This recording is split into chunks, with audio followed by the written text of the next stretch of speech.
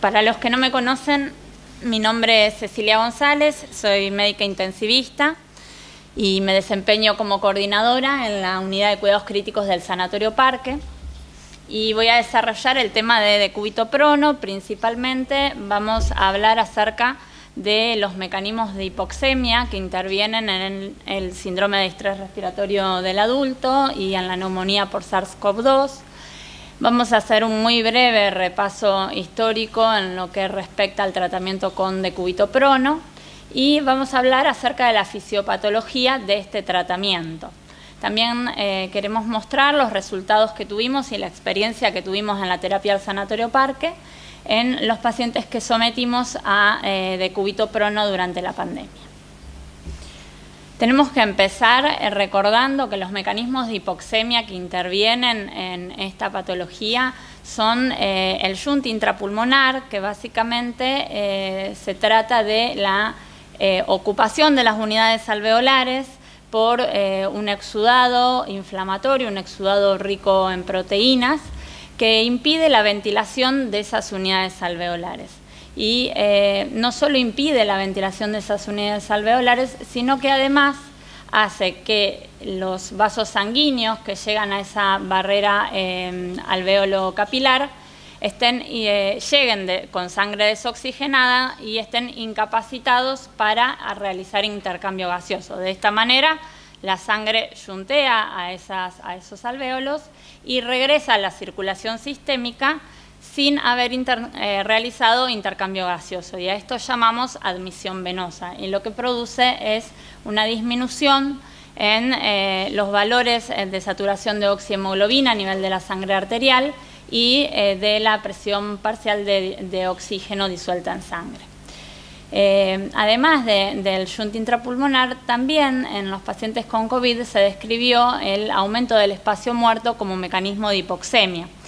En este caso sería el otro extremo de la alteración BQ, en la cual, si bien hay ventilación de la unidad alveolar, no existe perfusión de esa unidad alveolar y por lo tanto tampoco puede haber intercambio gaseoso. De la magnitud que exista entre el shunt intrapulmonar y el espacio muerto y del interjuego que hagan con las unidades alveolares que verdaderamente pueden hacer y realizar intercambio gaseoso, es que va a depender la magnitud de la hipoxemia del paciente. Y cuando el grado de hipoxemia del paciente es severo, entonces el decúbito prono empieza a ser un tratamiento posible, viable o sostenible. Cuando los pacientes tienen valores de PAFI menores a 150, a pesar de haber optimizado la ventilación mecánica, la pseudoanalgesia en pseudoanalgesia profunda y de haber utilizado bloqueantes neuromusculares. En esos pacientes se puede utilizar decúbito prono como tratamiento para mejoría de la hipoxemia y, como vamos a ver, de la mortalidad. Si bien es un tratamiento que empezó a describirse desde los años 70, porque ya en el año 76 Margaret Peel describió por primera vez a pacientes que puestos en decúbito prono mejoraban los valores de PO2, y esto en realidad fue un hallazgo que ella encontró en forma accidental cuando estaba haciendo experimentos con camas que tenían la particularidad de poder girar 180 grados. Cuando giraba 180 grados vio que los pacientes hipoxémicos mejoraban los valores de saturación y de PO2. Esto posteriormente Douglas lo repite en pacientes con distrés respiratorio severo, y a partir de acá empiezan a cobrar interés el tema del decúbito prono.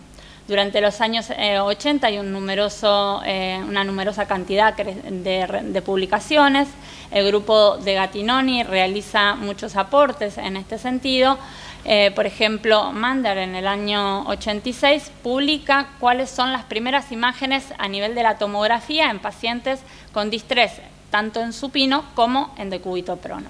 Y lo que él puede ver, lo que todos podemos ver en estas imágenes, es que a nivel basal, en lo que se llamó las zonas dependientes, las zonas más declives del pulmón, hay una mayor área de consolidación, mientras que las zonas ventrales del pulmón, en la posición supina, parecen estar más respetadas. A partir de esta observación surge el concepto de pulmón de bebé, porque uno a partir de acá puede evidenciar cómo dentro del parénquima pulmonar hay áreas del pulmón que no son viables para la oxigenación y que el tejido remanente pulmonar para la oxigenación es mucho menor. Pero además, al poner a los pacientes en prono y realizar una tomografía, puede ver cómo esas áreas de consolidación, esas áreas, esas opacidades, hiperdensidades que había en la tomografía, se desplazan hacia lo que era antes la zona ventral del pulmón y que ahora está en la parte más baja de la cama, en la parte contra la cama, en la parte dorsal. Entonces, acá surge lo que es la teoría de la esponja. Y se empieza a hablar de que las unidades alveolares ocupadas por edema alveolar, por exudado inflamatorio, tenía un componente gravitacional que iba a las zonas más declives del pulmón y que esto a su vez generaba una superimposición gravitacional que hacía que precisamente existiera en la zona basal del pulmón una mayor consolidación respecto a la zona ventral. De la misma manera que una esponja cuando es embebida en líquido, el líquido se va hacia abajo y cuando la doy vuelta se va hacia el otro lado. Nuevamente, cuando ponían a los pacientes en supino, veían cómo estos cambios retrogradaban. Posteriormente, Wiener, en el año 90, empieza a publicar qué es lo que pasa respecto a la perfusión de los campos pulmonares. Hasta empiezan a surgir numerosos trabajos, muchos estudios randomizados y controlados, que fracasan en demostrar verdaderos beneficios del decúbito prono en términos de mortalidad. Sí había mejorías en la hipoxemia, pero no había mejorías en términos de de mortalidad. Hasta el 2011, cuando se publica este metaanálisis, en el que ellos, si bien ven un alto índice de heterogeneidad en las diferentes publicaciones, pueden ver que los diferentes trabajos incluían a pacientes con diferentes grados de distrés respiratorio, con leve, moderado, severo, y también que el efecto del tratamiento, la exposición al tratamiento, era muy variable. Había centros que los dejaban pocas horas, 6 u 8 horas, y otros que los dejaban 12, 16 o 24. Y ellos consideran que esto puede influir en los resultados. Y efectivamente demuestran que en los centros que se utilizaron protocolos donde los valores de PAFI fueron, para poder realizar decúbito prono, eran menores a 150 y donde las sesiones de decúbito prono se hacían en forma prolongada y ellos toman como punto de referencia, digamos, aconsejan un punto de referencia de entre 17 y 24 horas, hay un efecto beneficioso a favor del decúbito prono y en estos pacientes sí habría una mejoría en la mortalidad. Luego de este trabajo, en el año 2013, finalmente, Claude Guérin puede publicar un ensayo randomizado y controlado donde efectivamente se demuestra que hay una mejoría en la hipoxemia, pero también hay una mejoría en la mortalidad en los pacientes que eran tratados bajo esas condiciones. Ahora, ¿por qué mejora la mortalidad el decúbito prono? Si ya en todos los casos mejoraba la hipoxemia, pero no siempre mejoraba la mortalidad, tratemos de ver cuáles son los efectos del decúbito prono que podrían influir en esta mejoría en la mortalidad. Los efectos del decúbito prono son a nivel de 3 aspectos. Aspectos que están relacionados a la pared torácica, otros que están relacionados a la forma pulmonar y a la masa pulmonar funcionante y otros relacionados a la ventilación. En cuanto a la pared torácica, cuando el paciente está en supino, la expansión de la caja torácica depende principalmente de la pared torácica anterior y diafragmática. En cambio, cuando el paciente está en decúbito prono, esto pasa a depender de la pared torácica posterior y de la pared diafragmática. ¿Qué es lo que sucede? La pared torácica anterior tiene mayor capacidad para expandirse porque no está atravesada por la columna vertebral y por las escápulas, que sí atraviesan a la pared torácica posterior. Por lo tanto, cuando uno pone al paciente en decúbito prono, empeora la complacencia de la pared torácica y aumenta la elastancia.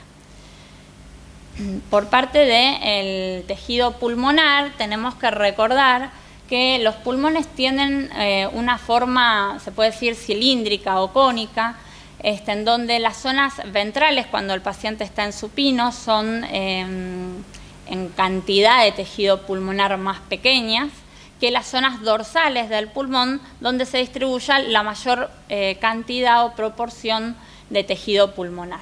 Entonces, la hipótesis original que había de por qué mejoraba la mortalidad y la oxigenación el decúbito prono era que mejoraba la ventilación-perfusión, porque ellos creían que al poner al paciente boca abajo, las zonas ventrales que veían más respetadas en la tomografía recibían una mejor perfusión, porque también creían que la perfusión era mucho mayor en las zonas dorsales que en las zonas ventrales.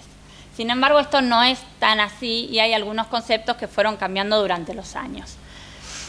Sí, digamos, cuando ponemos al paciente boca abajo en decúbito prono, lo que estamos viendo es que el menor masa de tejido pulmonar, menor proporción de tejido pulmonar, empieza a estar ahora expuesta a la superposición gravitacional del edema.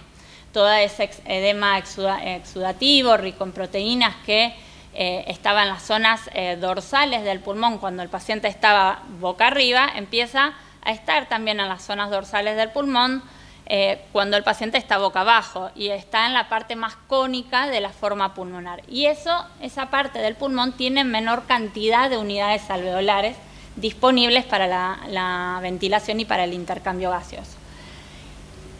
Y por otro lado, sí se vio también de que esto que se creía, que la perfusión pulmonar era mucho más importante en las zonas dorsales, no es tan así. La perfusión pulmonar, si bien hay una diferencia entre las zonas ventrales y dorsales, es bastante homogénea, tanto a nivel ventral como dorsal, y no cambia mayoritariamente durante la maniobra de decúbito prono.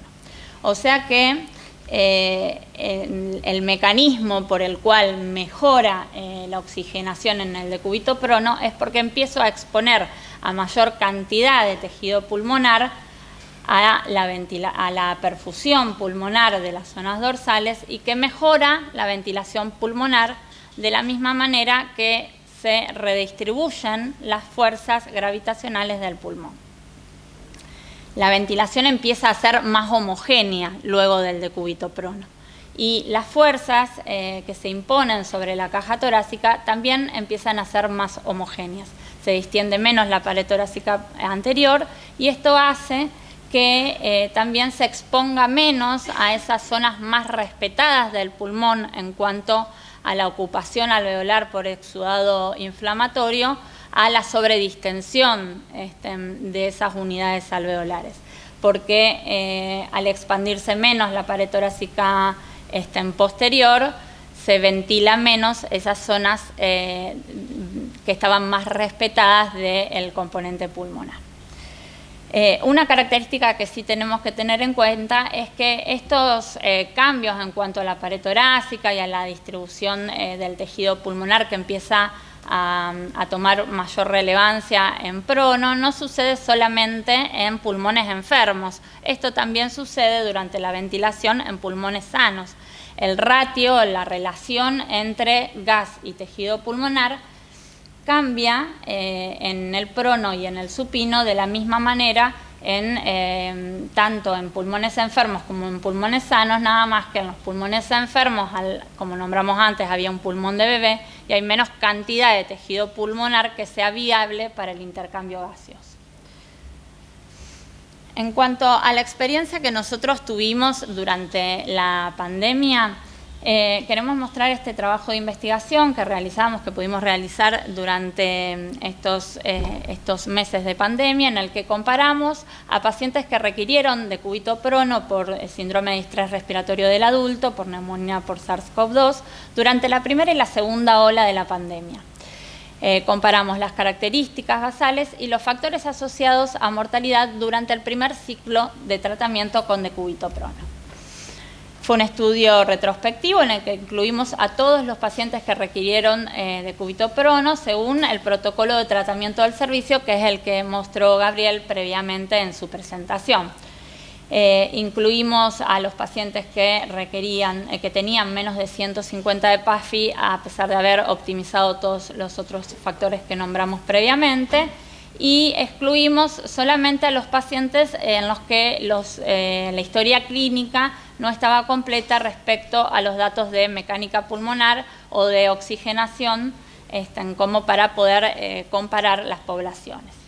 Se registraron las características basales antes del prono y las características de los pacientes y los valores de mecánica respiratoria y de oxigenación de PAFI luego de 24 horas de tratamiento con decúbito-prono. El objetivo de nuestro tratamiento fue identificar aquellos factores que estaban asociados a mortalidad durante las primeras 24 horas de tratamiento en prono.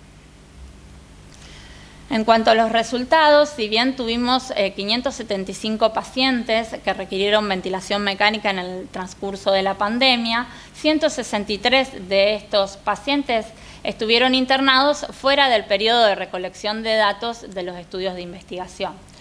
413 pacientes sí estuvieron dentro del periodo de recolección de datos y de ellos 308 requirieron tratamiento con decúbito-prono. De esos 308 pacientes, en 35 pacientes no pudimos recolectar los datos de la historia clínica respecto a mecánica respiratoria y por eso es que para el análisis estadístico solo incluimos a 273 pacientes. Estas son las características basales de los pacientes que incluimos en el estudio como podemos ver durante todo el periodo de la pandemia, las 2 olas, como podemos ver, los pacientes que sobrevivieron eran pacientes más jóvenes con una mediana de edad de 52 años versus 62 años en los no sobrevivientes. Y en el resto de las características basales de los pacientes, de las comorbilidades que ellos tenían, solamente los pacientes que padecían enfermedad pulmonar obstructiva crónica tuvieron una mayor tendencia a no sobrevivir, es decir, los pacientes que tenían dentro de sus comorbilidades una mayor prevalencia de POC sobrevivían menos que los que no lo tenían. Y esto fue estadísticamente significativo. En cuanto a las características basales cuando vamos a dividir a los pacientes por olas, podemos ver que respecto a la edad, fueron más añosos los pacientes de la primera ola con una mediana de 62 años y los pacientes de la segunda ola tuvieron 58 años de mediana, entre 46 y 66 como percentilos 25-75. Esto fue estadísticamente significativo y además podemos ver que los pacientes de la segunda ola eran pacientes más graves. Y esto también tenía significancia estadística. Tenían una mediana de Apache 2 de 15 versus 11 durante la primera ola. Es decir, que a pesar de que los pacientes de la segunda ola eran más jóvenes, llegaban más graves a la terapia intensiva y esto puede tener que ver con la autopercepción del paciente y con el momento de consulta en las instituciones de salud. Sin embargo, a pesar de que eran pacientes más jóvenes y de que llegaban más graves, las tasas de mortalidad no variaron entre la primera ola y la segunda ola en los pacientes que requirieron tratamiento con decúbito-prono.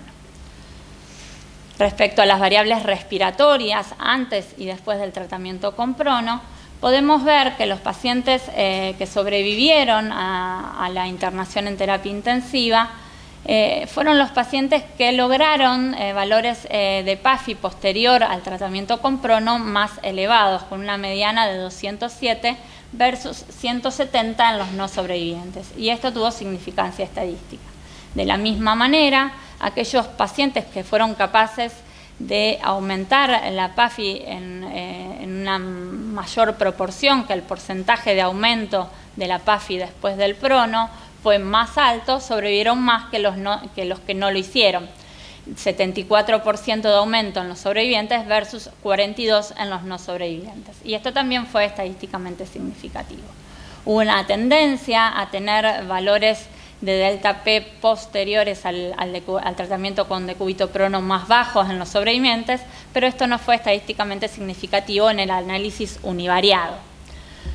También podemos ver que los pacientes que sobrevivieron necesitaron menos cantidad de tratamiento con decúbito-prono, menos cantidad de ciclos de decúbito-prono que los pacientes que no sobrevivieron. Cuando separamos por olas, estas características se repiten y no hay diferencias en las variables respiratorias en la primera versus la segunda ola. En cuanto a la mortalidad, en función al comportamiento de PAFI en la primera ola, podemos ver que aquellos pacientes que fueron incapaces de elevar la PAFI basal más de un 50% después del primer tratamiento, el primer ciclo con decúbito-prono, tuvieron tasas de mortalidad mucho más altas, superiores al 70%, entre 75 y 90%. En cambio, los pacientes que elevaron la PAFI más de un 50% durante esa primera sesión de decúbito-prono pudieron disminuir las tasas de mortalidad a un 47%, y esto tuvo significancia estadística. Esto sucedió durante la primera ola. En cambio, en la segunda ola vemos un comportamiento más errático respecto a esto. Se mantiene, digamos, una mayor mortalidad cuando el ascenso de la PAFI es menor. Si bien la mortalidad en el grupo que aumentó la PAFI entre un 25 y un 50% es un poco más baja, de 68%, siguen siendo valores de mortalidad muy elevados. O sea que los pacientes, nuevamente, los pacientes que lograron aumentar los valores de PAFI durante ese primer tratamiento con decúbito-prono más de un 50% respecto al basal, tuvieron una mejor sobrevida, y esto también tuvo significancia estadística. Cuando vemos la mortalidad en función de la cantidad de ciclos de prono que realizó el paciente, vamos a diferenciarlo por olas, y en la primera ola vemos que los pacientes que tenían hasta 4 o 5 ciclos de prono fallecían la mayor cantidad de los pacientes. El 100% de los pacientes durante la primera ola que tuvieron 4 ciclos, 5 o más ciclos de prono fallecieron. En cambio, en los pacientes que tuvieron menos cantidad de ciclos de prono, la tasa de mortalidad fue más baja. Los pacientes que tuvieron un ciclo de prono tuvieron 57% de mortalidad, 2 ciclos de prono ya tuvieron 70% de mortalidad y 3 ciclos de prono casi 80% de mortalidad. En la segunda ola las tasas de mortalidad fueron menores y el comportamiento fue un poco más errático respecto a la cantidad de los ciclos de prono, pero en los pacientes que tuvieron 4 o 5 ciclos de prono la mortalidad fue alta, pero no todos fallecieron como sí lo hicieron durante la primera ola. Y esto puede haber tenido que ver con que la edad de esos pacientes era más baja que durante la primera ola. Podemos ver que la edad de estos pacientes rondaba los 40 años, mientras que en la primera ola, como les mostré anteriormente, era superior a los 55 años. Cuando los pacientes requirieron 1, 2 o 3 ciclos de prono, la mortalidad no se comportó de la misma manera que durante la primera ola.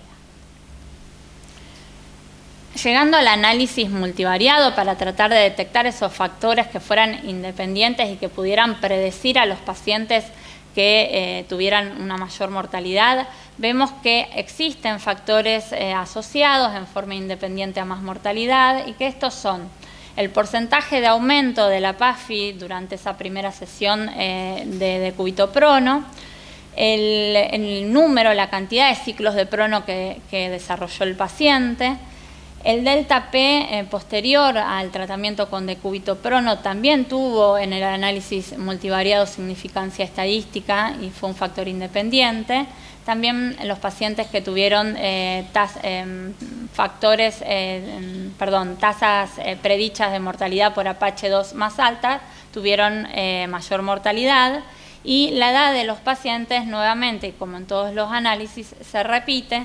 Y de esta manera, para interpretarlo, por ejemplo, los pacientes, para dar un ejemplo que resulte un poco más gráfico, por cada año de vida que aumentaba la edad, aumentaba el riesgo de morir un 7%.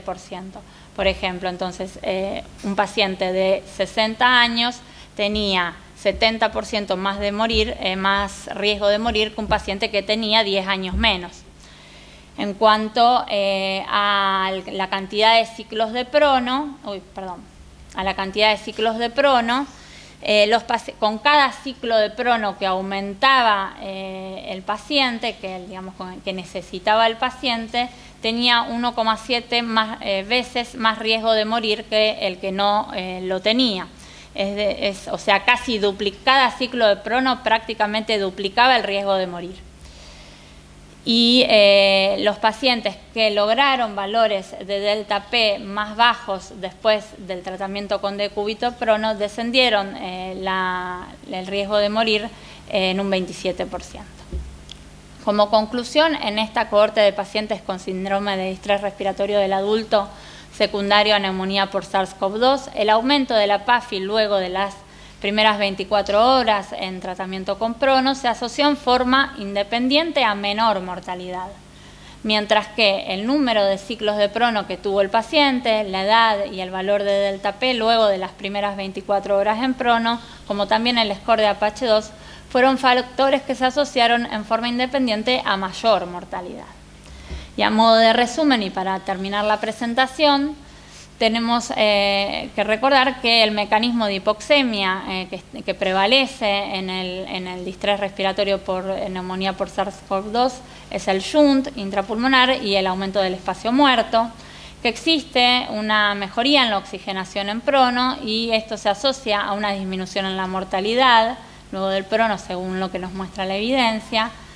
También tenemos que decir que los efectos del decúbito prono son a nivel pulmonar, de la forma pulmonar, de la ventilación pulmonar y de la relación ventilación-perfusión, como también a nivel de la pared torácica, y esto influye en mejorar la distribución de las fuerzas gravitacionales sobre el pulmón, la tasa de ventilación-perfusión y a disminuir la injuria asociada a la ventilación mecánica. También, por último, existen predictores independientes que nos alertan sobre una posibilidad de un aumento en la mortalidad ya a las 24 horas de iniciado el tratamiento con decúbito-prono. Y esto nos podría alertar que esos pacientes pueden llegar a ser candidatos a otros tratamientos para tratar la hipoxemia refractaria. Nada más. Muchas gracias. Bueno, ¿hay alguna pregunta?